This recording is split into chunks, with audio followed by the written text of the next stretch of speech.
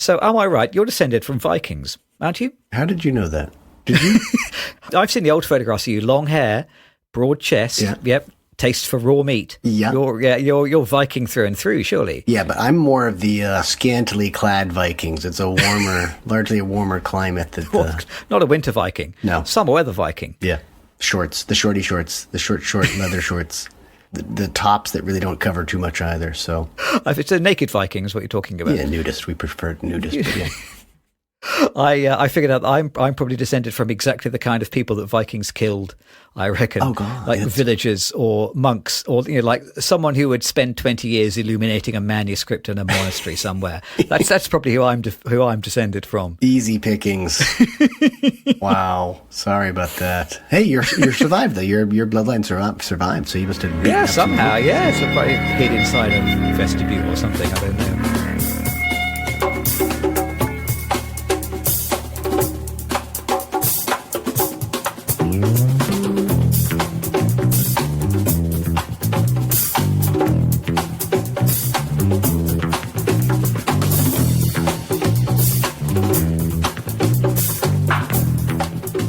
Hello and welcome to the Two Reel Cinema Club. I'm James Rosico. And I'm Andres Lorente.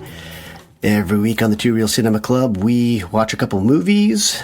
Very often it's like pitting vampires against zombies or dogs against donkeys. We try and draw some connections between the two. Maybe we should do like Vikings and zombies or dragons and vampires or something sometime. I do believe you'll come up with a new franchise that Universal will be all over. So this week we have watched, so it's two Viking movies. Oh, that's kind of. That's what it was. Yes, kind of, yeah.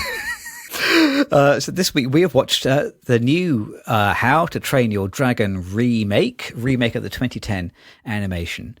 And we will be comparing it with 1964's classic Sunday afternoon adventure, The Long Ships. I watched that film and it felt like I was right back at Sunday afternoon when I was about 12 years old. Same experience for me, yes. So, new How to Train Your Dragon, making great money.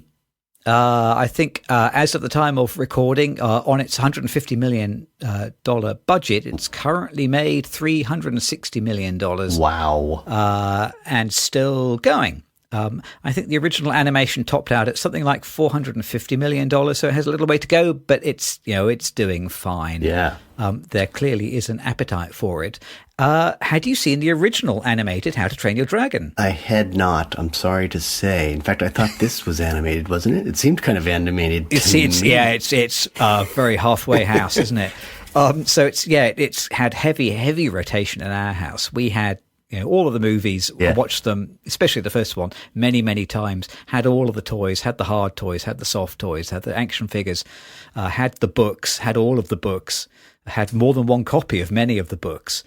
So it was a big thing in our house. So, might have been sort of looking forward to this live action reimagination. Yeah. And having seen the original, it's not a big spoiler to say there's not a lot of imagination in this reimagination. It is more or less a shot-for-shot remake of the 2010 animation. Wow. Excuse my ignorance. Are there other films in this? Is it a series, or did they just remake the one film? It is a series. So there are 3 animated films. Oh. There is a television series which probably had at least 2 seasons, I think, on Netflix. And there is a series of 11 or 12 or maybe more paperback books. So it's a whole big franchise. Yeah, there's lots of it. Well, my ignorance is inexcusable then. I didn't realize there was that much material out there.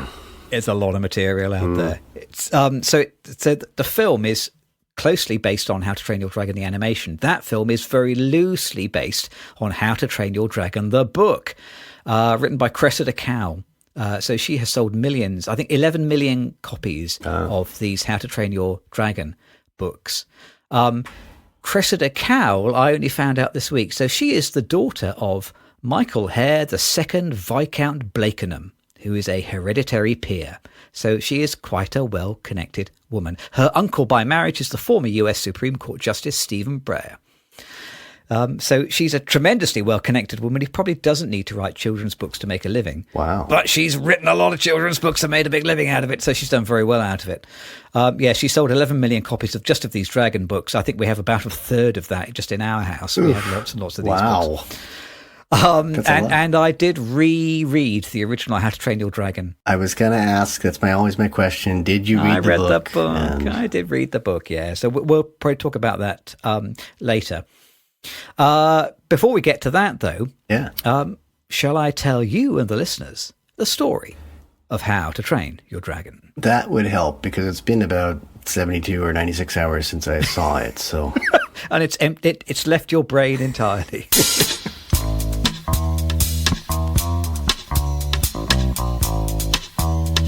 So, this live action, you can't hear this, but I've put that in inverted commas, family film is set on the fictional Isle of Berk, a Viking stronghold that suffers regular attacks not from marauding raiders or from punishing weather, but from a flock of dragons that come at night, stealing sheep and burning buildings. Everyone in the village fights back with swords and arrows, except Hiccup, the nerdy, scrawny son of Stoic, the chieftain, who instead has made a spring-loaded dragon shooter among a catalogue of zany inventions that don't seem to work. Stoic despairs of Hiccup and has little hope of him passing the dragon trials that he and his teenage friends must get through to become adults accepted in the village. But as Stoic sails on a voyage to hunt for the dragon's nest, Hiccup discovers that he has injured and trapped a night fury, the most fearsome of all dragons, in a valley on the island. A night fury that he christens Toothless. Can Hiccup befriend and train Toothless before his father returns? What will the villagers and his friends think of his captive? And what will happen when Hiccup must face the dragon trials? Ooh. The dragon Did I make it sound more exciting than it was? That's the arena moment? Yeah, I think that's the arena moment, good, isn't it? Good. I don't know whether they call them dragon trials, but it seems appropriate. Yeah. A little 200-word synopsis. So as we've already explained, this is broadly a shot-for-shot remake, more or less. It's not exactly shot-for-shot, and there is some additional material. I think the original movie is about an hour and 35 minutes. This one is about 2 hours, isn't it? So clearly they have sandwiched some extra material in somewhere. But like every shot-for-shot remake, it does beg the question, is this project artistically redundant? Should it be really called How to Cash In Your Dragon? But I mean, that's kind of the problem. So, I mean, when you have a shot-for-shot remake, in this case, I mean, the production design is already done. Yeah, it's the script is already done. The characterization, storyboarded, the score, the blocking, the mise en scène, even the editing, it's all basically been done. It's like there's been an enormous pre-visualization project that was so good it was released as a film, and now 15 years later they're doing the actual thing. I mean, I watched this, and spoilers, I did enjoy it. I went with my daughter and we both enjoyed it. But I reckon in about 2 years from now, I think you could probably put that original animated film through an automatic AI filter and get out more or less this without almost any human intervention. It just feels like putting the old film through a process, and you get a semi-live action version. So it does feature real actors, but it features a lot of CGI. Yeah. And the dragons, they feel like they have 1 foot in the animated world. Yeah. So they don't kind of really feel viscerally like they are actual physical dragons. Did you go back and watch the animated film? So I went back and I watched about the first 20 minutes Okay. Last night. And fascinatingly, so there are a lot of shots which are identical. Yeah. There are quite a few shots which are identical, except they are mirror image, which surprises me. Nick Frost's character, Gobber the Belch, I think he... so he's a guy with a disability. He's lost a hand and a foot, and I think in the animated version he's lost his right hand and right foot, and now in the live action version I think he's lost his left foot and left hand. Yeah, and I wonder whether that means that Nick Frost just couldn't quite do without his right hand, and they had to mirror it in order to get him to do the physical work. No, I think that's an important artistic decision. Well. Yeah, I watched it. I did watch it in a theater. Right. Big screen. Oh my Lord, big screen. very comfortable chairs and all that. Is this a prelude to you saying I fell asleep? I could have, but I was taking notes. It's hard to fall asleep when you're taking notes. Oh, I've done that in lectures. That's perfectly doable. Yeah. I would say that it was not a large crowd or anything like that, but obviously people are going to see it. I forget that maybe it was a Wednesday night, so it wasn't such a crowded audience. The one thing I thought straight away was it's not far from animation, and I'm wondering why you would make it other than cashing in, as you so well put, I think, earlier. And then the other thing I thought was this doesn't, in terms of storytelling and such, this does not move the industry forward at all. This is it's not a cutting edge film because it's basically 15 years old. Whereas I assume that the early one, I saw the adverts and the trailers on television, it looked like it was going to be a big hit, and obviously it was. So you're kind of kneecapping yourself a little bit in the sense that you can't push the boundaries that you pushed 15 years ago because those boundaries are gone. They've moved. Yep. And yeah, I don't know if changing the prosthetics from one side of the body to the other is just a balance thing, or if that's a big enough innovation to make a new film. I also thought, could it be? I was trying to think backwards. Like if you had a live action film, obviously you're bound a little bit more. CGI allows you to do so much more, but if you went from a live action film to an animated film, obviously all of a sudden boundaries open up enormously, I think. Whereas if you're taking an animated film, you're kind of stepping backwards a little bit, and maybe you're going to get more human or more real or touching performances from live actors, but I don't think that happened either. So my question again is just like, why did they make it? But I think you answered it perfectly. Money.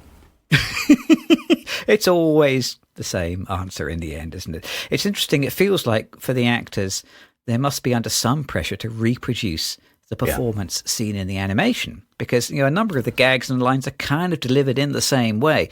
Hiccup in the original animation is played by Jay Baruchel, who has fantastic comic timing. He's so droll. He's hilarious. He's perfectly cast in that. And I feel slightly for the young Mason. It's Mason Thames is what I want to say, because that is the name of the river in the UK. But it may be Thames. I don't know whether the US audience pronounce it differently. I'm going to say Mason Thames. Who fascinatingly, so he was in the Black Phone, which I didn't see. I spent most of the movie thinking, wait a second, is this a young Patrick Swayze? He really, really looked to me like son of Patrick Swayze, and I had to check afterwards. I don't think he is the son of Patrick Swayze, but my goodness, he looks like it. So I don't envy him having to kind of reproduce an animated version of Jay Baruchel, because that's kind of what he's called on to do. Gerard Butler, who plays Stoic, his father, also did the voice acting in the original animated film. So he has actually returned to be the same character. So he's basing his performance on his performance from 15 years earlier.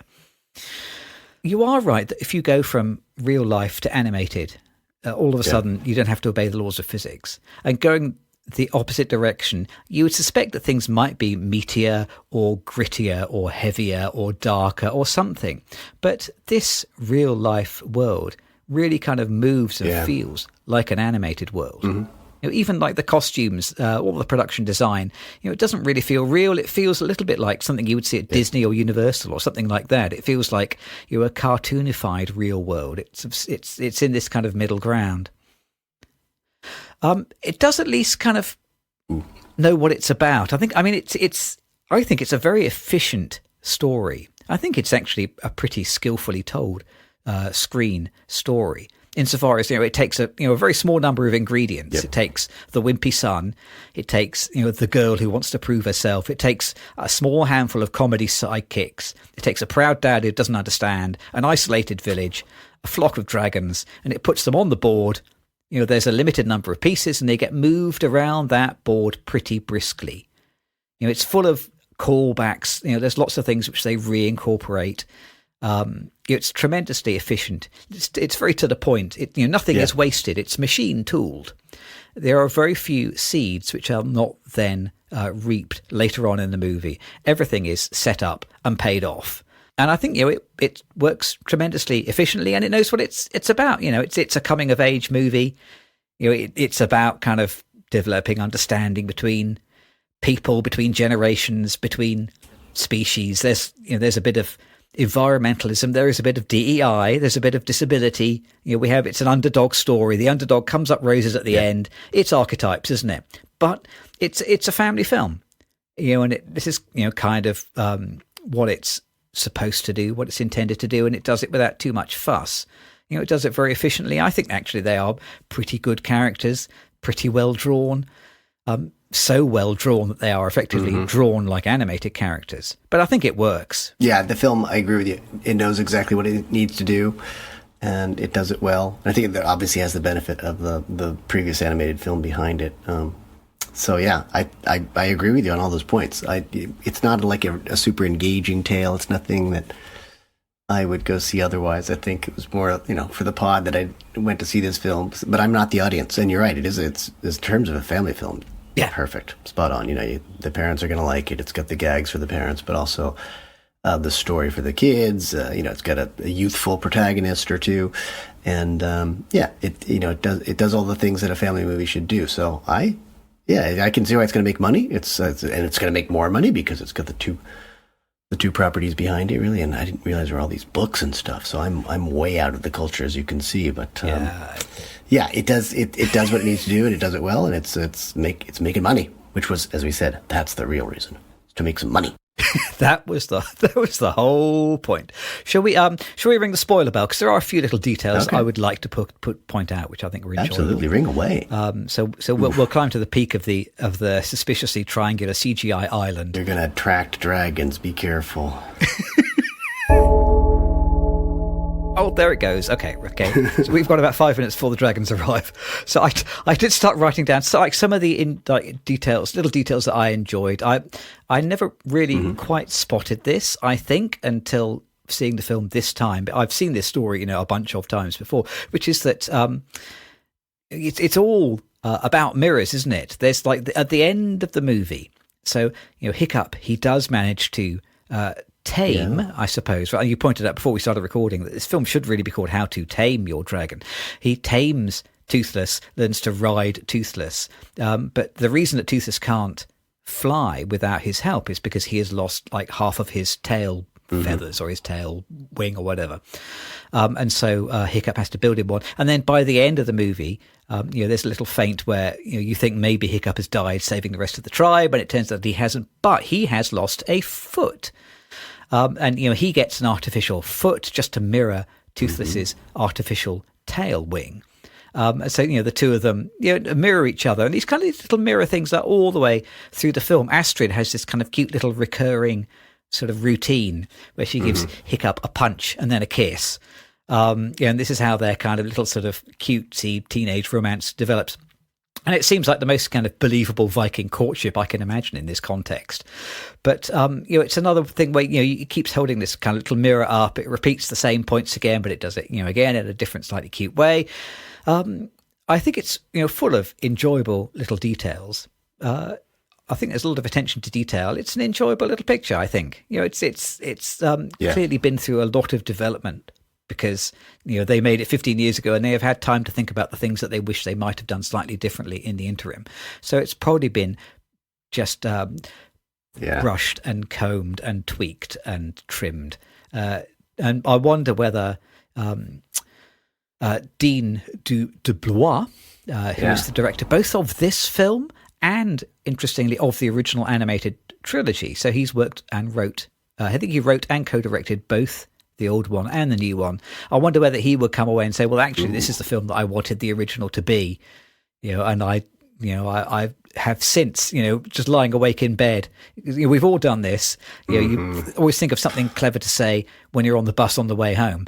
And I wonder whether he has been lying in bed for the subsequent 15 years thinking, should have had a gag about this, should have done that. And this is his opportunity to just tweak all those little details to make them exactly what he wanted them to be. Story of every pod for me. The smart things I forgot to say or just didn't have in me. Jeez.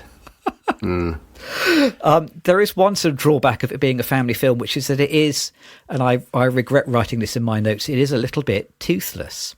Ooh. It has that because it has that A-team kind of conceit where people go through all sorts of incredible violence that would kill a normal person outright 10 times over. Yeah. And instead they get thrown from a 100-meter height and into bare rocks, and they just kind of emerge from the rubble, rubbing their head and going, "Ooh, that's smart."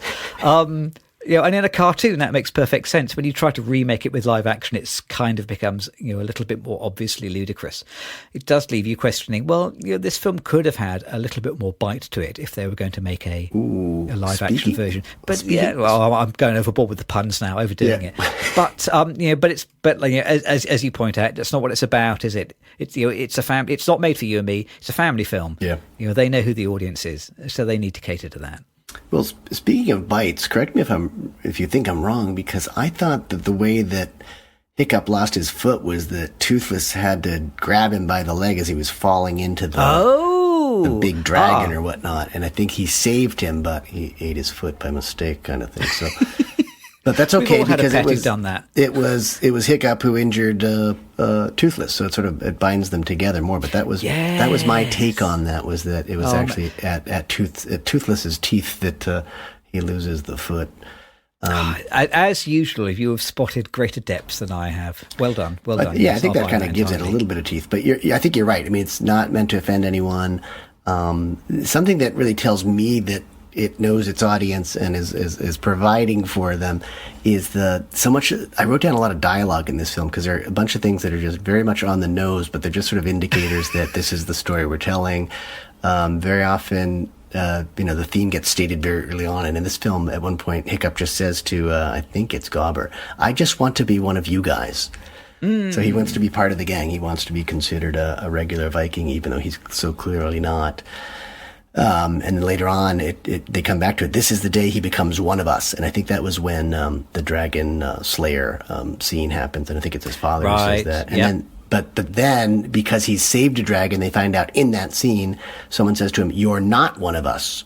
And so those lines are just placed in the perfect moments in the film to just they're just markers for you. This is the story. It's Hiccup's story. But then there's another theme that comes out, and it's, I think, about seeing things from the other's perspective. And, the key scene here is when Hiccup takes Astrid on this dragon ride together. He's rigged up this sort of chair or this harness that he can sit on Toothless, and they can fly together. You get these beautiful views from another perspective, and you're starting to see the world as the dragons see it, to the point where they even go to the dragon's nest, which the Vikings have been trying to find, but Toothless can take them there directly, and you get to see their reality, which is that they're forced to drop their kills, their prey, their sheep, whatever they've killed. They're feeding this mountain of a dragon in the secret dragon's nest. So I think there's definitely this idea of just trying to turn the perspective around and see things through other people's eyes. And the line that comes up later, it's kind of beginning of Act 3, I think, where they kind of use Toothless to help find the dragon's nest. All the Vikings get together. They accept Toothless a little bit, even though they've strapped him down so he doesn't escape. But they're going to the dragon's nest, and then I think it was actually is it Stoic, the father, I think, says, I fear that I saw myself in the dragon.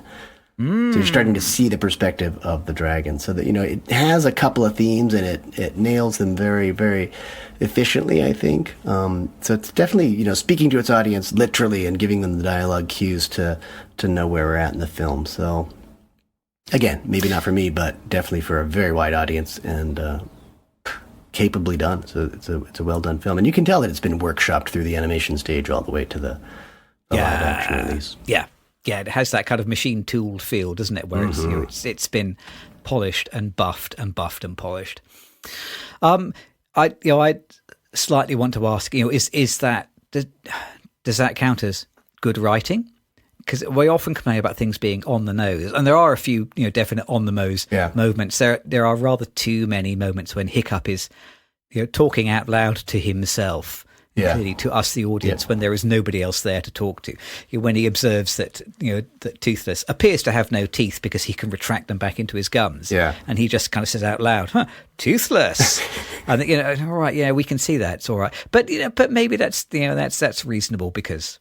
I guess we are catering to a pretty wide and young audience. So I think for its audience, it's good writing. It's not necessarily great dialogue writing, but for the audience, it's good writing. And I think structurally, the film is extremely sound because I think you are, even though it has been stretched out to about 2 hours, I never felt like I was waiting around.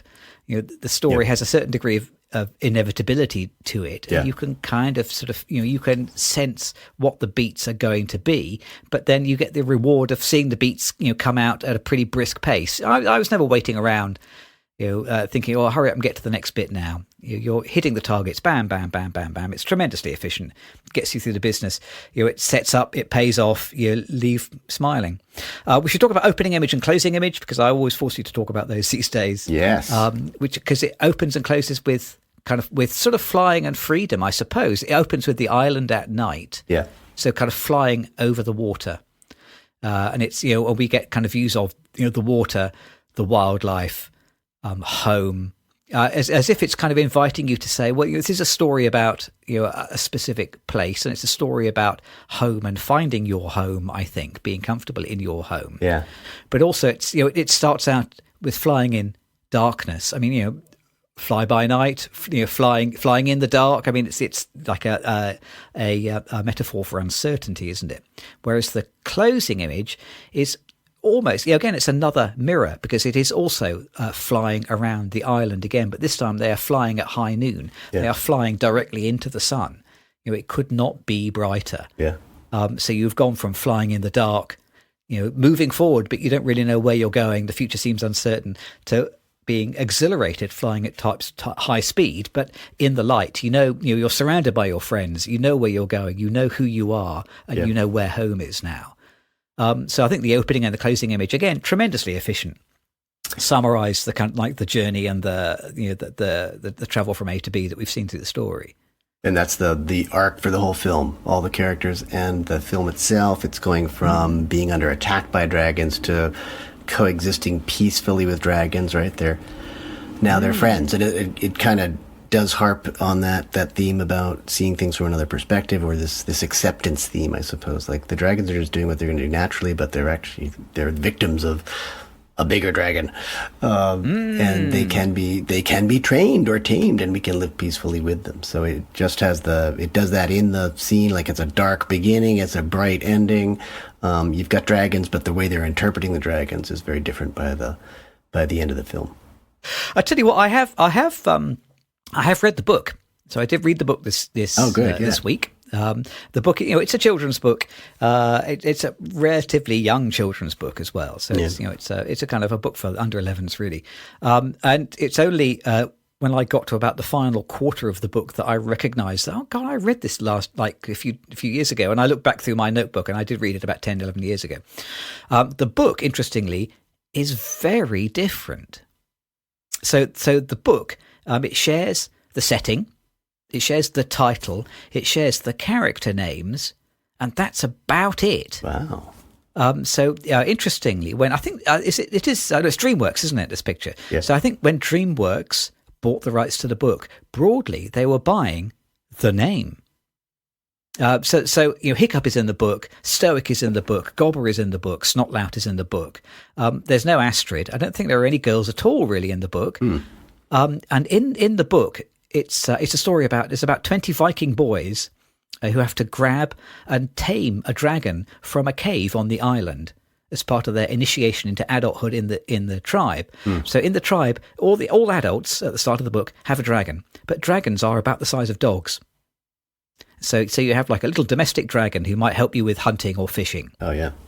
And Hiccup comes out of the cave with Toothless, who is an extremely small, so like Chihuahua-sized dragon. In the book, Toothless can talk. Toothless kind of loves jokes. Toothless is kind of cheeky and mischievous.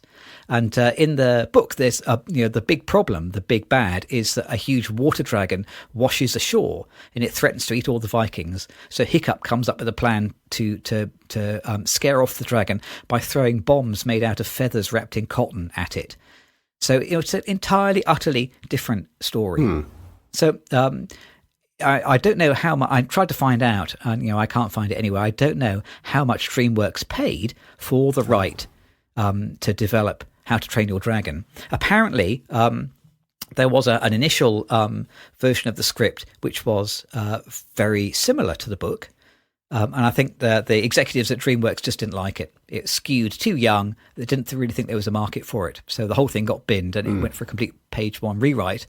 So the only thing they kept is the title. But it is a great title. It is a pretty good title. Yeah, people love the how-to stuff because they feel like they're going to learn something, right? It's edutainment. Yeah, exactly. And it's not even how... There are all sorts of variations that it could be. It's not even how to train a dragon. It's how to train your dragon. It's inclusive. Yeah, exactly. Yeah. I mean, it's very clever, and it kind of hints at this idea that you might have a dragon. It's a beautiful idea that will appeal to a 10-year-old looking for a book in the bookshop. I mean, I think what they paid for was the title, and I think they probably got their money's worth. Yeah. I think if you had called this movie, Hiccup and the Dragon, or the dragons of the Isle of Berk, or something like that. Toothless and the Dragon Gang. Would it have been a hit? I don't know. I think How to Train Your Dragon is such a masterfully excellent title. That is well worth paying for, and that is what they paid for. Someone should do a podcast on film titles or something. What an excellent idea! I'm going to write that down in my notebook. While I am writing down ideas in my notebook, there's one other bunch of guys who always bring notebooks. Mm-hmm. I'm going to phone up the Cliche Squad. Use a Viking horn to yes, shout out at them. Toot the Cliche Squad. Blow the horn. The Cliche Ship. Cliche Squad.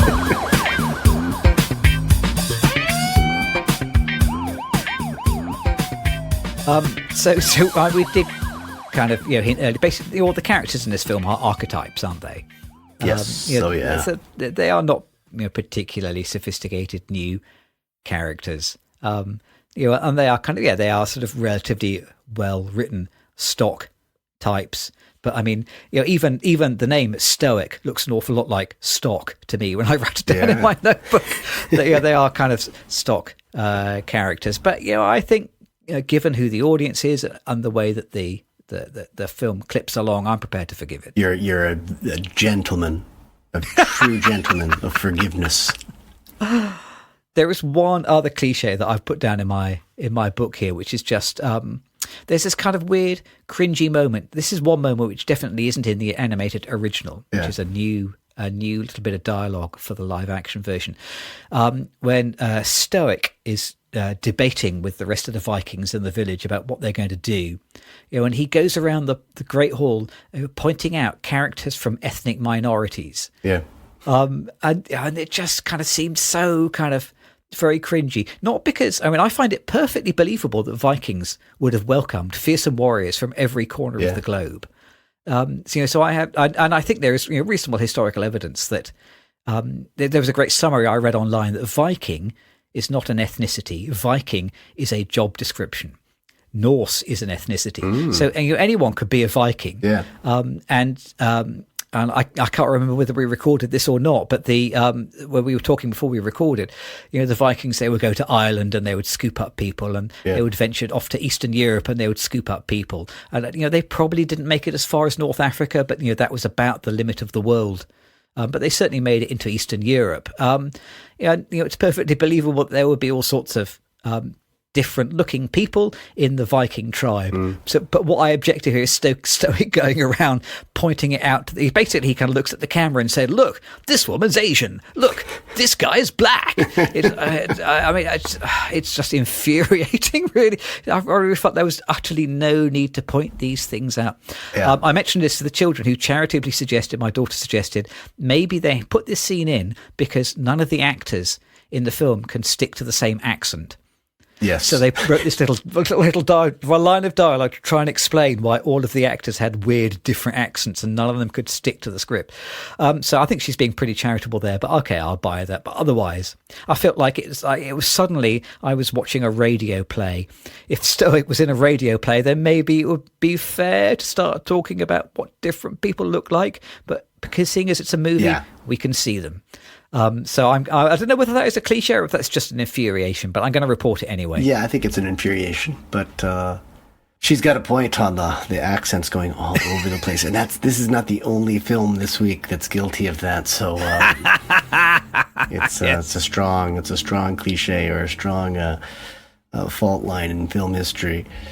For me, boy, I saw again, and this is in both films, deaf or mute people of great wisdom. Oh yes. Somehow they know something. They don't have to speak. They can just, and this is kind of another cliche within that, reading bones. They can just throw bones around and read them and declare someone's fate or understand history in one moment. I can't even read the weather app on my phone, let alone learn anything from some bones on a table. Yeah, you need to go deaf or mute. Then you'll be fine.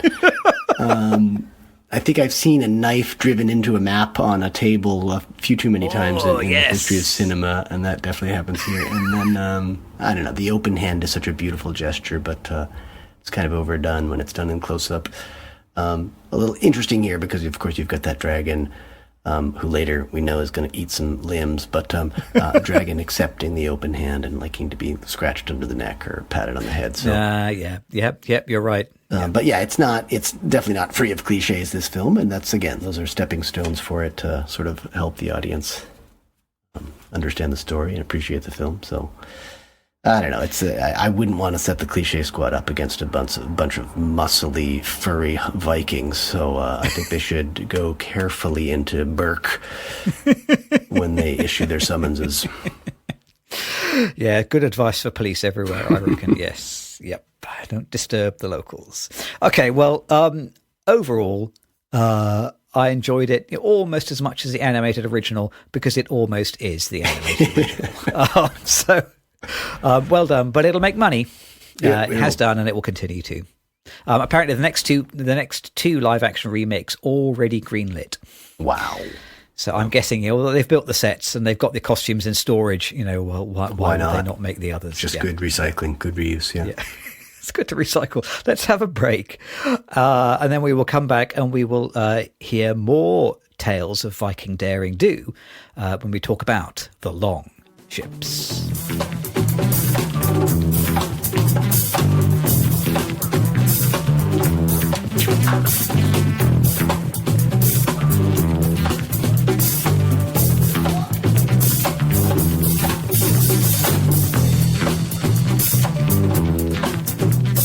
Welcome back, everyone. In that quick break, we went all the way from the land of the Norsemen to the land of, I think, North Africa, but I'm not entirely sure. Who are these Vikings? I'm not entirely sure either. In fact, I looked it up, and the summary online that I could find just called the place they go to the Moorish city. The Moorish city. So I'm guessing probably North Africa, but who can tell? Yeah, I was thinking Gibraltar or something like that, because I was thinking I couldn't figure out what day and age this was, because of course the Moors were in control of the Spanish Peninsula, the Iberian Peninsula, for 500 years, between about 800 and 1300. So I was thinking maybe even Spain or Libya or Morocco or something like that. Hard to place. I think it's 10th or 11th century this film is set. Okay. So yeah, it could be just northern Africa or even it could be Spain, southern Spain, I think. Yeah, which makes sense because those long ships move fast. Yes, a little bit unbelievably fast, actually, maybe, yes. Yeah. So we have watched The Long Ships from 1964. Oh, yes. We were kind of debating what film to pair with How to Train Your Dragon. Mm-hmm. It did occur to us that we could just compare it with the original animated version, yes. But I'm glad we didn't do that because it would just be, the two films are identical. So that would be a waste of time. And you suggested The Long Ships. We were originally going to pair this one with The Northman a couple of years ago. So you have been gunning to do this film for 2 years now. Wait a second. You've been gunning. I don't think I'm so happy we watched this film because I hadn't seen it in years, but I thought you had pitched it twice. I'm going to shift the blame back to you. I'd never even heard of this film. It's been suggested by some strange, mysterious, magical third party then. Because I'd never seen this movie before. Do you have any other questions for me, Counsel? I was just glad though, because it's been the Northman was probably 2 years ago at least, maybe 3 years ago.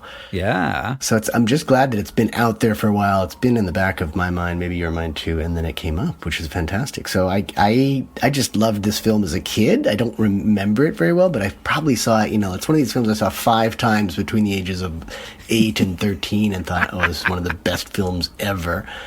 And then I haven't seen it in more than 40 years, and it's maybe not the best film ever, but it was funny that it was a fun watch. This is was I saying this is the film that reminds me exactly of Sunday afternoon. That there would be kind of nothing to do and you'd be kicking around the house, and it was the option of either watching darts on telly or it would be like an old film from the mid-60s like this. Yes. You'd turn it on and you'd sort of watch Richard Widmark pretend to be a Viking. That's what Sunday afternoon was. By the way, for the American audience, I think I need to explain that darts we do not televise in the United States. But what? I know. I watched more darts in 4 years in England than I've even ever watched live. Honestly, but that and snooker appear on British television pretty regularly, and I think there's a season too. Isn't there a season? I mean, it's not like it just comes up any time of year, but there are various tournaments and championships, and it feels like there's a darts season. I think every weekend is darts season, isn't it? Yeah, there's always time for darts. There you go. But you're right. It belongs in that category. It's a film that presumably played in theaters at one point, but it's definitely made for the small screen in some ways. So I mean, it's filmed in scope, isn't it? I mean, clearly, I think they intended it to be like a huge, enormous cinematic presentation. Yeah. But it also kind of feels quite small as well. Yeah. So this film was directed by Jack Cardiff. Do we know Jack Cardiff? Well, we know him as the cinematographer for Powell and Pressburger. Okay. So he was the cinematographer for Matter of Life and Death, Black Narcissus, The Red Shoes, personal favourite, African Queen, Death on the Nile, Conan the Destroyer. He was the photographer for Rambo First Blood Part 2. No way. Yes. Oh my God. But so less well known for his directing. He has the honour that he directed the first film to get an X rating in the US. Oh. Which is the 1968 film The Girl on a Motorcycle with Alain Delon and Marianne Faithfull. Wow. It was re-edited apparently so you could get an R rating by Warner's. It was released under the title Naked Under Leather, which sounds like a spoof of an X-rated movie, doesn't it, rather than a real movie. Sounds like a certain Viking film we're about to talk about as well. You're right. Oh my God, yes. Naked Under Leather. So The Longship's directed by Jack Cardiff and written by Beverly Cross, who wrote Jason and the Argonauts, 2 Real Cinema Club favourites. Yeah. She wrote Genghis Khan. She wrote Clash of the Titans. No, sorry, I say he. Sorry, she. He, Beverly Cross, was a man. Yes. Sorry, he wrote Jason and the Argonauts, Genghis Khan, Clash of the Titans. Beverly Cross was married to Maggie Smith. Yeah, I saw that. And is stepfather to actor Toby Stevens. Oh. And then the script was also written by Barclay Mather, which is the stage name of John Evan Weston Davis, who wrote a huge amount of telly, which you'd only really have seen in the UK, Z-Cars. He wrote hundreds of episodes of Z-Cars, which is, I suppose, like the sort of British sort of 1960s low-budget version of Hill Street Blues, something like that. And he also wrote episodes of the UK version of The Avengers, the kind of the quirky top hat sort of fantasy spy series, not the Marvel stuff. But also wrote Genghis Khan, I think, with Beverly Cross, and then Dr. No, is that right? Oh, is that right? I missed that one off. Oh man, well that's the jewel in the crown. It's interesting because they obviously wrote a lot of the big films of that. It's the first half of the 60s, I guess. That seems to be their golden age. Yeah. This thing's based on a book by Franz Bengtsson. Now, I'm sure you read the book, so do you want to talk about it? Well, you know what? I started to read the book. I honestly did. I did get the book, and I started to read it, and that book is 600 pages long. Oh, my God. So it very quickly became clear that if I expected to eat and sleep, I wasn't going to finish the book by the time we recorded the pod. So I've read the first 10% or 12%. I've read the first 60 or 80 pages. And actually, it's a blast. The book is good fun. Oh, good. Well, yeah, Vikings eat. Well, that's been proven in the films, but I don't think they sleep too much. So, yeah, I'm glad you did take time to eat and sleep. In the book, the Vikings are just absolute nightmares. They have this complete disregard for human life. Oh, yeah. So even just those first 60 to 80 pages, basically they'll murder. They've murdered people for booty. They murder people for self-defense. They murder people for information. They murder people for food. They murder people out of boredom. They'll murder people for any reason at all. Then they get drunk and smash up a castle. Go and look for some women to rape. Murder some more people. Take some prisoners to sell as slaves. Drink some beer. Eat a sheep. Go and murder more people. I mean, that all happens in the first 60 to 80 pages. It's an unbelievable, yes. I wonder how accurate that is. I think the Vikings are getting a bad rap, but I don't know. There's not an awful lot of writing poetry and weaving going on. It's mostly murdering and stealing, yeah. Oh, well, in the film, they're a bit more lighthearted in the film, I would say, these Vikings are. As portrayed by Richard Widmark, plays Rolf, sort of the protagonist of the film. Sidney Poitier as Ali Mansou. I felt like Sidney Poitier had a little extra makeup in this film, too. I don't know if you got that or not. Oh, God. It's a little bit before To Sir With Love, but his To Sir With Love accent comes through a little bit at times. We'll talk about accents, I'm sure. Russ Tamblyn, who we saw in West Side Story, of course, as Orm. That's the younger brother to Rolf. And Rosanna Schiaffino as Amina, who's the sort of the queen to Ali Mansou's king. Should I tell you a little bit about the story? Do you want to relive it? Or? I would love to hear the story again. Please do.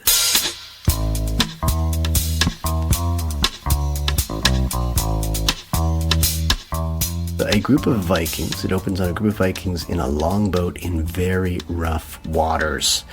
And when they are shipwrecked, monks find the sole survivor. That's Rolf, the Richard Widmark character.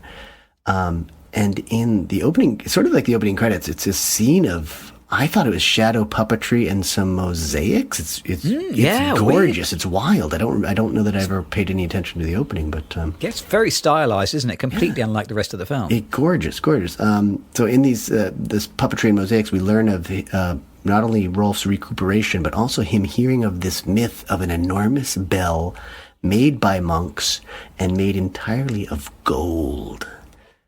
And the bell has been stolen at least once. I like that because they're sort of acknowledging certain nations going and pillaging the Middle East and coming away with these antiquities and whatnot. But Rolf is determined to steal it again. Sidney Poitier is this Moorish king, Ali Munsa, who I think he's not sexually satisfying his primary wife, Amina. But he seems to have like 20 other concubines to keep him busy as well. There are a lot of wives, yeah. But let's just say she's unsatisfied with his performance. He's focused on gold and getting some back, and that's when he hears of this golden bell story that Rolf is telling in the village square, the kingdom square, whatnot. He wants to interrogate Rolf as to its whereabouts. Although Rolf may not be the most muscular of Vikings, he uses wit and his gift of gab to escape Ali Mansou and drop into the ocean, where he's more or less assumed dead. If you are ever considering designing a castle, I would recommend don't put your torture chamber in a room where you have an open window that leads out onto a beautiful seaside vista. Yes, with water that you can dive into. It's a very long fall. And either for safety or to keep your prisoners inside, you want bars on that window. And Ali Mansou, he learns his lesson, doesn't he? Because we go back to that room later, and he's got bars up. That's character development. It's not a gaff either. It's not like some sort of directing gaff or something like that. I ask some questions. Will Rolf perish in the ocean, or will he make a very quick round trip to Viking lands and back to the lands of Ali Mansou in an effort to find the golden bell and keep it for himself? Will anyone ride a certain horse despite warnings that it is medically inadvisable to ride that horse in particular? Will Ali Mansou use his home field advantages and legions of soldiers to defeat a ramshackle ensemble of scantily clothed and unintimidating Vikings? will anyone ever find the golden bell, or is it hiding in plain sight and ringing at hundreds of decibels like a siren that wants to be turned off so it doesn't have to listen to itself any longer? I love this film. And it's very different from how I remember it. So I think, is it? Oh, interesting. Okay. Yeah. I had never seen it before, and I think it is kind of hypnotizing. It is hilarious. It feels very much like a film of its time, isn't it? Yeah. Oh my goodness. I see that. I don't remember it as a comedy at all, and I think it's because the scene that I've always been fixated on is the Mare of Steel, which is not a comic moment, but Richard Widmark is hamming it up constantly, and the dialogue is odd for the times, and the accents are all over the places, and he sounds like this guy who's just come out of Brooklyn and all of a sudden he's a Viking, and it's an odd mix. So, and is it sword and sandal and slapstick? Is it swashbuckling? It seems to be a lot of things at once, but it's certainly an adventure. It's well paced. Again, I didn't feel like at 2 hours that it had gone on too long. I think it could have been cut down a little bit, but it's a pretty well-paced film. It's sort of telling stories at times in two different locations and bringing them together. But it's not much as I remember it, but it's good. It was like an old friend. I can hang out with it for a short time. I'm probably not going to rekindle full-on friendship with it, but it was good to see it again. It's like seeing an old friend and realizing that all that embarrassing, politically incorrect stuff that you did together like 60 years ago. Oh my God, did we really do that? Did we really do that? Do I still want to be friends? What's the statute of limitation on some of these offences? Yeah. There are a number of fight scenes in this film, which and I did find them all broadly hilarious. Mm-hmm. There are like a couple of party scenes and a couple of fight scenes, and I defy anyone to tell the difference. Yeah, because whenever you get this kind of big action scene, whether it's Vikings partying, or whether it's them fighting on the beach, or whether it's this kind of very kind of strange and rather distressing sort of gang rape scene where the Vikings break into the kind of the harem, and sort of have their way with the harem women, but it's all played out in a sort of carry on, sort of hilarious, played for japes kind of for me gags. That is a tough scene, but for me the reason it's funny is because they're really hell-bent on escape. They really want to escape. That was their goal. But then they get in there and they see all the women, and then they just lose focus. And I think most men would. I understand that, but I think that's why it's supposed to be funny. But it's not terribly funny. It seems like a very weird scene in 2025. It's kind of not only is it kind of shockingly sexist, it's also because there's like a comedy eunuch as well, isn't there? So it feels tremendously homophobic as well, and it's kind of, and they don't really understand anything that's going on. It's it's tremendously weird. But like all of the fighting or partying scenes, they're all just kind of utter chaos. It's just kind of people throwing the furniture around, and then kind of sort of playing rough and tumble. It really, really looks like you have stumbled across a primary school playground just after all the kids have each been given a litre of Coca-Cola. They're all kind of absolutely manic and on this massive sugar rush and just running from one side of the room to the other, screaming their heads off. It's not really like any fight scene I've ever seen in any film ever. It's unbelievable. Interestingly, there have been cuts to this film for violence. So apparently 13 seconds were cut for its release in the UK. But I think it was like for its release, or like its TV release in 1985, because it was cut for horse falls. So the kind of the hilarious fighting remained, but I think some of the scenes of horses falling over, and there's a lot of that. There is a lot of that. Got trimmed out because I think it was just a little bit too distressing. Wow. It's a strange mix of this kind of actually quite of distressing, strange, frightening material, and straight up slapstick.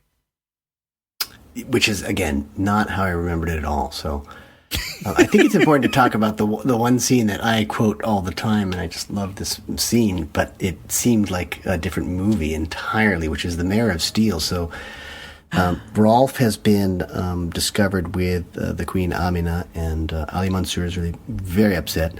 So he's basically going to execute him if he doesn't find out, if he doesn't really tell him where the golden bell is and all that. That's really why he has imprisoned Rolf. he wants the golden bell as well.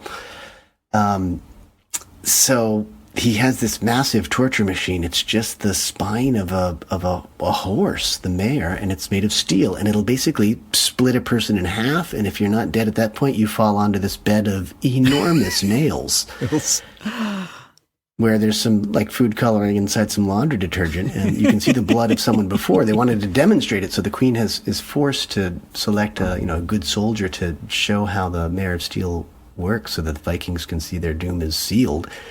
And that scene it should be really powerful. It should be really tense. It's an execution scene, and it doesn't fit the film otherwise. It's very funny, and you're wondering, well, they've already done so many things so many transgressions to offend Mansu. You'd think he'd be putting people on the Mare of Steel all the time, but we just get this one execution of his own soldier. And it's by today's standards, it's not bloody at all. They cut it perfectly so that you don't really see the subject hit the Mare of Steel, and they've cleaned the body quickly before they have. They just disappear. Yeah, I've just seen that the Mare of Steel is so sharp that the body actually evaporates as soon as it touches it, because it doesn't appear on screen. So for me, that's kind of the big scene that I remember because it's like the money shot of the whole film, and Sidney Poitier saying, "You shall ride the Mare of Steel," and it doesn't strike a 57-year-old man the way it does a 12-year-old boy. So, but it's a great, and there's a lot of money in that. That's a pretty big prop. Yeah, my God.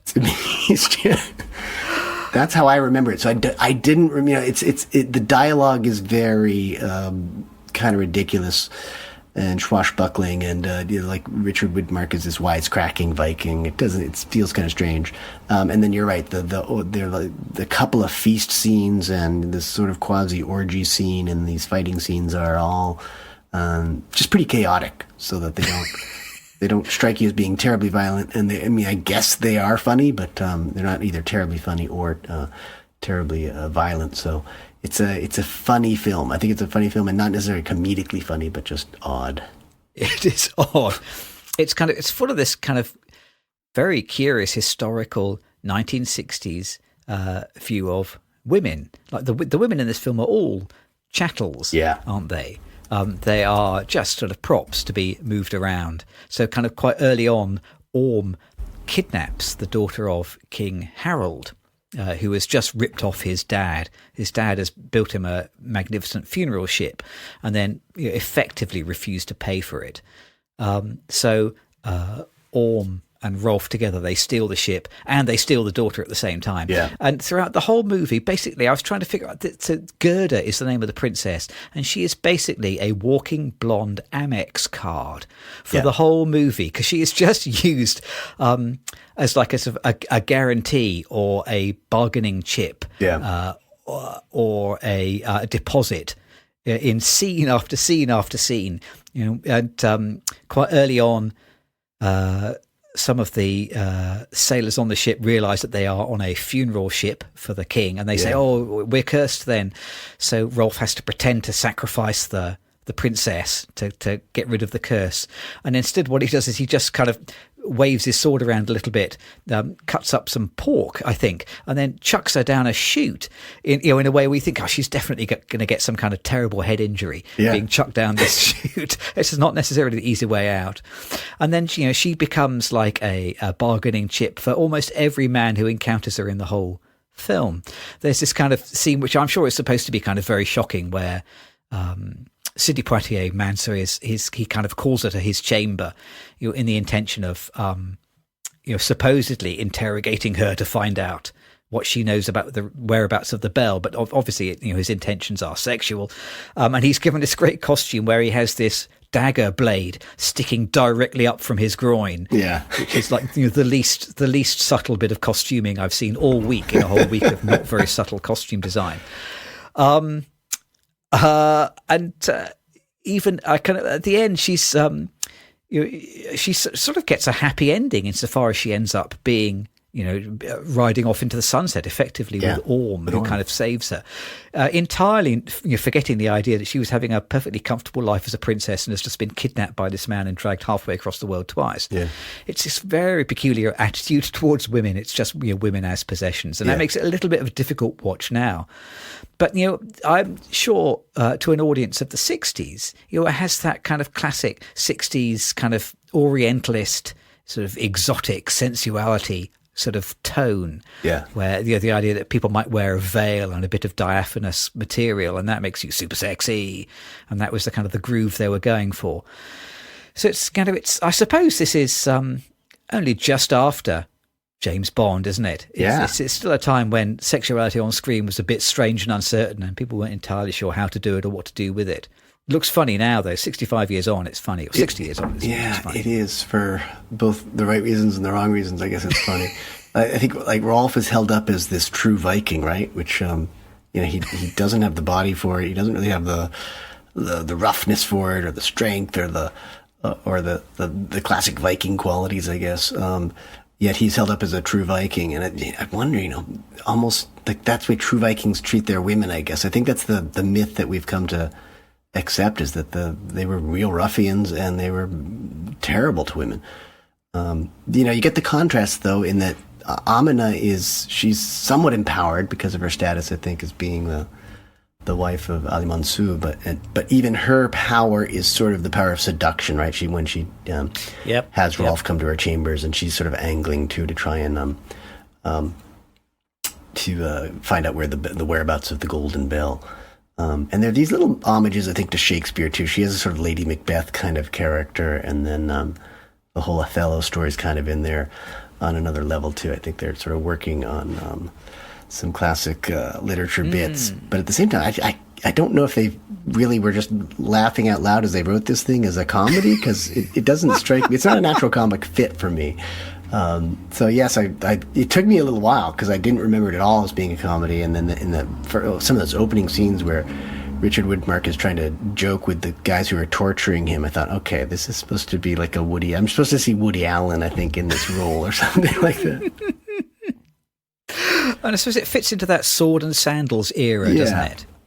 This was released a year after Jason and the Argonauts. Yeah. And I wonder if you had enjoyed Jason and the Argonauts, whether you would be a little bit disappointed going to see this and seeing, well, there's not very much, in the way of exciting action and special effects. There's a lot of horses, and there's quite a lot of people throwing spears, but it's it is kind of quite talky and it's a little bit repetitive, and it's a funny, curious picture. Yes, entertaining, enjoyable. Yeah, I was never bored. It clips along, but it's a funny fish, this film. It's a funny fish. Yes. And then, of course, they finally do find the bell, and they sort of transport it. They're trying to get it down the mountain, and this thing just escapes their control, and this precious bell starts rolling down this rocky hill, crushing Vikings with it. And again, I think that's probably supposed to be funny because they just didn't attach it very well, and their idea to sort of rappel it down the side of the mountain didn't work, and it's just making a lot of noise and killing a lot of people. But as you said earlier, I don't think they die. It's just like, okay, they're Vikings; they can be rolled over by a 50-ton bell and still walk away from it. And then, of course, it's used to great effect because it actually gets loosened again, doesn't it? When they're sort of parading it into town, and then it crushes. Poor Ali Mansour dies by the bell. Live by the bell, die by the bell. So he gets crushed under it, which seems sort of like a poetic justice kind of moment. But the Vikings get over it pretty quickly. They're not too hurt by the fact that he's died, because he is, I guess, a sworn enemy. But and then the film kind of just ends with that. They get what they wanted, but maybe they paid too much, or maybe they didn't pay much at all. So it's not a tragic ending. I'm sure it almost ends like it ends like the Italian Job or something, almost, doesn't it? It ends, and they've done the heist and they've got the massive gold bell. Yeah, and then kind of like the closing thought is sort of Rolf now pitching his next heist. Oh, that's right. To King Harold, isn't it? He's kind of saying, "Oh, I've heard about these kind of 3 lost crowns with jewels as big as goose's eggs." And it fades out on that conversation. Yeah, it just fades out on that. It's like, "Oh, I'll come back next year for the next installment of Crazy Vikings." It's a curio, isn't it? It's a funny one. Interestingly, a little bit of trivia. And this is what I learned from reading the book, The Long Ships. King Harold, there, who is the guy who rips off Rolf's dad at the beginning and then turns up at the end as the kind of Deus Ex Machina, and I suppose maybe to save the Vikings, maybe just to steal the booty. But he is Harold Bluetooth. And I remember when reading this thinking, oh, how hilarious. He's got the same name as that wireless internet protocol. And it turns out, no, the wireless internet thing is named after him. Oh. So I think when they were originally coming up with the idea for this wireless communication protocol between devices, and Bluetooth was like the working name before they came up with some way to kind of, like the definitive name, they just called it Bluetooth as a code name. I think they were going to call it something like the local device network or something kind of quite boring like that. And then, or I think maybe they were going to call it AirWire or something like that. And when it was originally released, no one was able to think of a better name than Bluetooth, so they just stuck with that. And apparently, the little capital B made out of triangles inside a blue kind of rectangle that stands for Bluetooth. This is King Harold Bluetooth's original rune, which is the rune that he would identify himself with. So I don't know what he would think about being, having this little bit of technology named after him, 11 centuries after he lived. Mm-hmm. I read this and I thought, all tech should be named after Norse kings. That would be much better. Ooh. I'm going to campaign for Wi-Fi to be renamed Canute. Ooh. Because that way, when you log in, and you go to a hotel or whatever, you say, "Oh, I can't connect to the Canute." That would be hilarious. That would be brilliant. It didn't work out so well for Blu-ray, though. Think about that. So maybe it was replaced by 4K, who was a different Norse king. Yes. So, I'd never seen this film before. Not sure I'm going to rush to watch it again, but I'm glad I have. It was kind of, I watched it with a mixture of horror and delight. Mm-hmm. And you can't ask for more than that, frankly, when watching a film these days, can you? At least those are two proper visceral reactions. Yeah.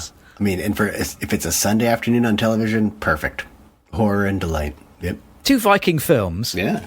We will try and draw them together. We have seen a lot of very manly men this week. Mm-hmm. So I'm going to force you to play. Out of all these manly men that we've seen, Ooh. Who am I? Who am I? I've settled on a non-man character. Is that okay? You are the walking Amex card. Now, who are you? I felt like Toothless more than anyone else. He's probably the best character. Yeah, I think he was just, he's injured. He's got a disability, but he sort of sees beyond that somehow, and he understands English very well. I thought that was impressive as a dragon. And then he befriends people. He sort of charms people. And he gets captured, and then he eats a foot, and I've done that too. So I just felt like I was Toothless somehow. How about yourself? I came to thinking, well, in a way, I'm Fish Legs, who was like the kid who knows all the stats. And I was never quite that kid, but I knew plenty of those kids, and I was sort of in their gang. Like the kid who would know. And I suppose I'm a little bit like that. Well, I wish I was like that for movies. Yeah. I pride myself on being able to remember what year almost any film was released. So I am kind of stats kid. Maybe I'm kind of stoic. Not because I'm huge and burly, because obviously I am. Not because I have a huge beard, but obviously I have. But just I sympathise with that idea of trying to understand your kids and having awkward conversations. Because I had a few of those recently. And I was thinking, I can understand that now, actually. There are definitely some awkward conversations. Out of the long ships, there are a number of Vikings, so I can only possibly call red shirts, because they kind of, they appear, they have about one line, and then they are killed by a spear. Yeah. And I was thinking, I could easily be one of those guys. I feel like there are plenty of times in life when I turned up for them some free ale, only to find that I've been speared to death off the coast of Africa. So I did sort of empathise with those guys at least. So either I'm a Viking red shirt, or an awkward dad, or maybe both. I think a Viking red shirt is not a long-term commitment, so that's good. Yeah, the interviews for those jobs are not long because they're not long jobs. Yeah, you're right. Can you take a spear to the chest? You're hired. Oh, you're dead. So let's see if we can do our synthesis then. We will see whether we can draw these two adaptations together.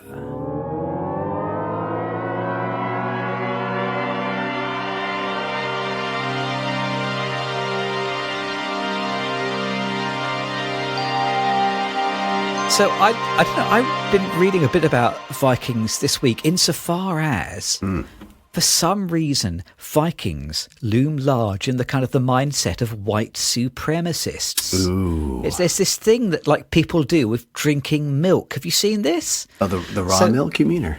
I think it's just being able to drink milk at all. There's this notion that because Northern Europeans, they moved to these very cold climates and they retained the gene for lactase, so that they were able to drink milk as an adult. Ugh. When most humans lost this gene because there was no need to be able to digest milk after you were a baby. Mm-hmm.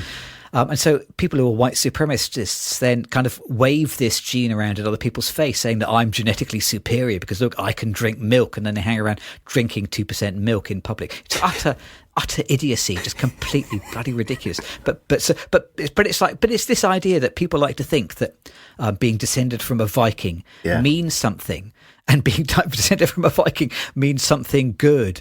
And whereas clearly, if we've learned anything from these two films, or if we learned anything from the Longships, is there's nothing really to boast about being a Viking. Definitely. They were not nice people.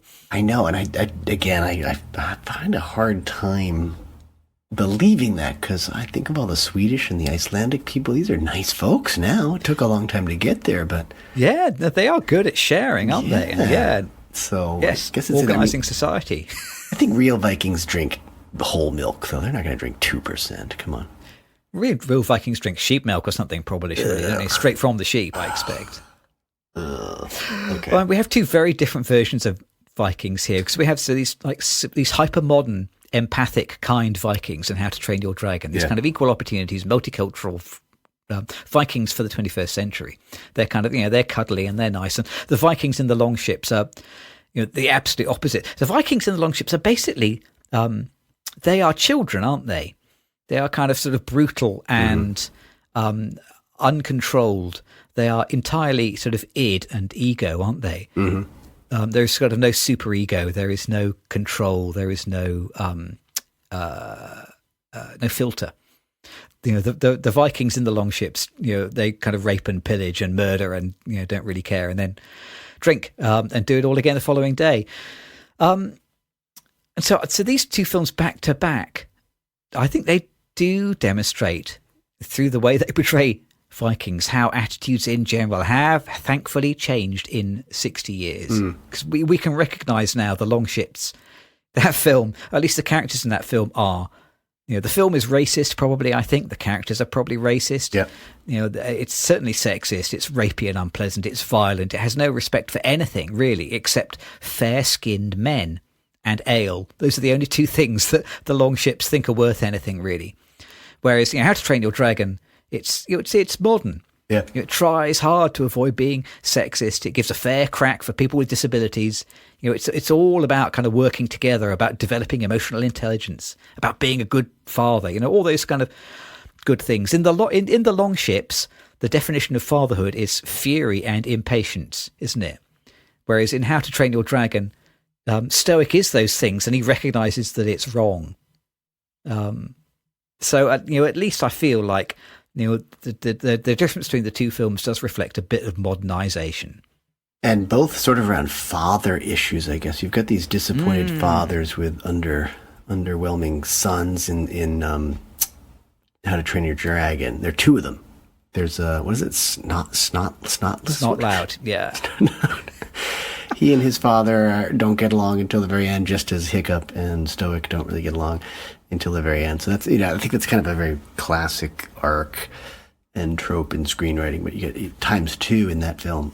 In The long ships, though, the father's this sort of drunken old, what is he, a ship maker or something like that? Shipbuilder, Yeah, I guess he must be, yeah. And he's sort of much more approving. He's very happy to see his son come back, and he's happy to send them on their way in this ship that they're all stealing from the king because the king underpaid him for his work. So there are definitely different father issues in the two films. And it's interesting that the more accepting father is in terms of film history, is the older father from the 60s. And in terms of identity, I think How to Train Your Dragon knows exactly what it is, and it delivers on that premise. And it has the history of the other film behind it, the original animated film. I think that The Long Ships has an identity problem. It's not really sure if it's a comedy or an adventure film or a heist film or an epic picture or a slapstick or swashbuckling. It just doesn't really excel in any one of those areas.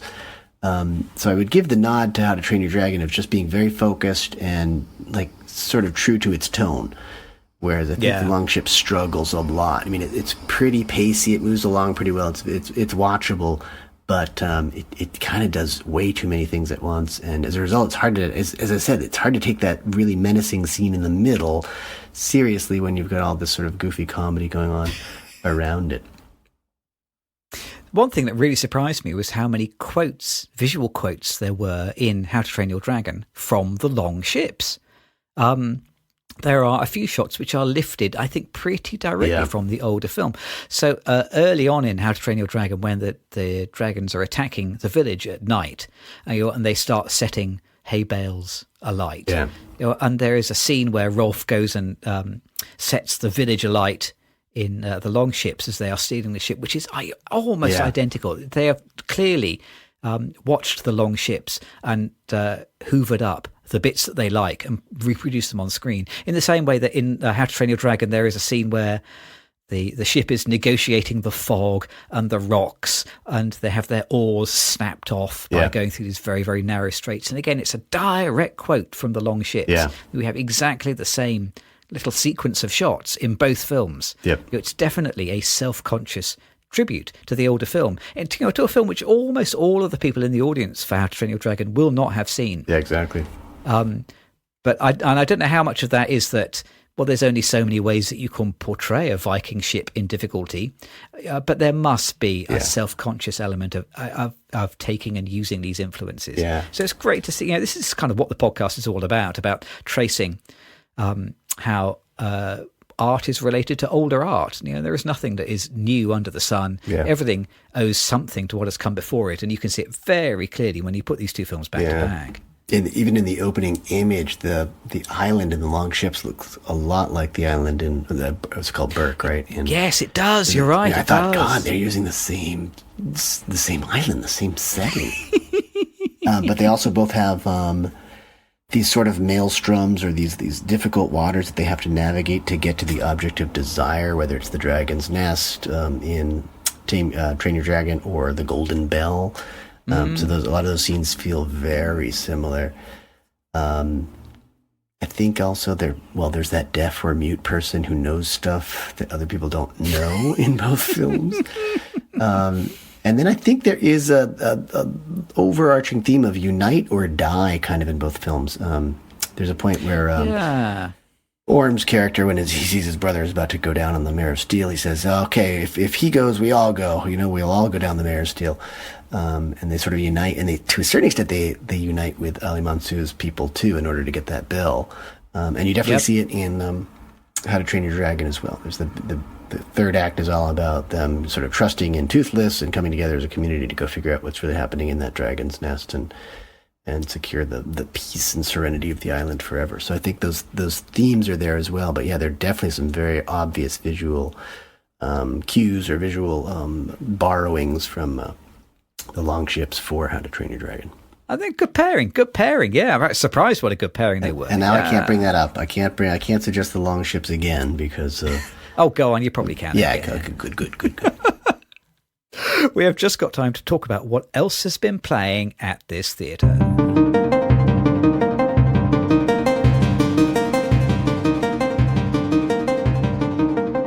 Boy, I didn't make it into a theater. Whoa! but I did see something called on public television here. I think it's called Walking with Dinosaurs. Right. Okay. So how many seasons have they made of this now? I think it's going to be a 6-episode series. I think it's and they're following one kind of dinosaur. As far as I can tell, I saw the first one. I think they're going to follow one dinosaur per episode.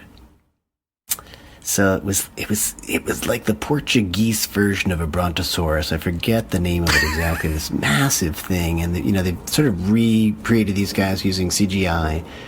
And they found, it's based on a find not far from the beach in Portugal where they found this big skeleton of one of these guys, and then a smaller skeleton that they determined is a female dinosaur in the same spot. So the thing I love seeing dinosaurs move around like that and behave as they did. It's just kind of strange because they do a lot of storytelling. So the paleontologists are determining that the big male had gotten in a fight with another male who wanted to butt in on his courtship of the female. He was injured on the beach, had to spend some time on the beach. They determined that some other dinosaur would have come along waiting for him to die so that he could eat it, but then he heals, and then he goes off and he battles hard with the young gun and wins back the female. And then I don't know why they died in the same place, so that wasn't really clear to me. But it's almost like giving too much narrative to this story of a dinosaur that's dead. And I can't see how they can assume that much and sort of like piece together this story. But I mean, I guess other than eating and reproducing, the dinosaurs weren't doing a whole lot other than wandering around. So maybe that is the story, but it's hard to see them like extract this whole story and timeline from a pile of bones. I mean, I thought we couldn't even decide whether dinosaurs had feathers or not. Now we've figured out their entire his family tree and who their girlfriend was, and exactly. where they spent 2 weeks on a beach over the summer. Science has moved on. This is very impressive. It has, but I did make that comment earlier about reading bones being nonsense. So now I think that extends to the world of paleontology. Good thing about dinosaurs, I suppose you can tell their life story without having to pay for the rights. Yes. So it makes sense. This week we at our theatre we went to see Mission Impossible. Ooh. Mission Impossible 9. Mission Impossible: Final Reckoning. Yeah. Tom promising this is the last one until the next one. The entity.